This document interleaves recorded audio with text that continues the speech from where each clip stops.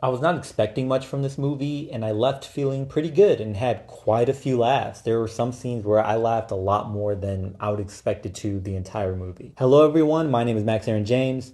This here is a review of the movie Ricky Stanicky, written by Jeffrey Bushnell, Brian Jarvis, James Lee Freeman, and I think a couple others involved. And it's directed by Peter Farrelly. This movie is about three friends who grew up together and got away with a lot of their mischievous deeds and adventures by blaming it on a fourth friend that does not really exist named Ricky Stanicky. Then when some family members decide that they want to meet this Ricky Stanicky, they hire on John Cena to play Ricky Stanicky, and then, of course, things happen, things occur. This movie does have an unexpected ending, or at least an unexpected shift in what the antagonist or what the problem or challenge ends up being, and it ends up being a fun time and adds to the humor quite a bit. I support Zac Efron. I'm a fan of his. He has been in some questionable stuff, but I'm here to watch what he's in. And Jermaine Fowler, someone else I am very much a fan of, and I am very much interested in most of the stuff that he's in. Without both of them in this movie, I probably wouldn't even considered watching this movie. I ended up laughing a lot more than I expected with this movie. This movie is pretty competent.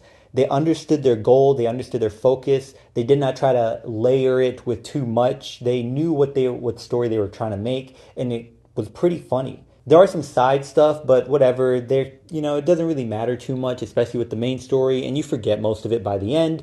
But I was really invested in the A story and the consequences and the comedic results or consequences that came with a lot of their actions. Fowler probably has the funniest moments, at least to me. That could be a bias, but I think his execution or delivery for a lot of the jokes was pretty good. Zac Efron also had some funny moments though. Efron's facial expressions are pretty funny because oftentimes, and if you notice in a lot of his movies, he comes off as both concerned and confused at the same time. Now this movie does come close to 2 hours, but it doesn't really feel that way. It goes by pretty fast, and I would honestly probably be willing to watch it again. Have you checked out Ricky Stanicky? Do you plan to? It's streaming on Prime at this moment. It's an Amazon original, I guess. Anyway, until next time, y'all take care of each other. Check up on one another. Make sure you check up on yourself. And remember, potential has no limit.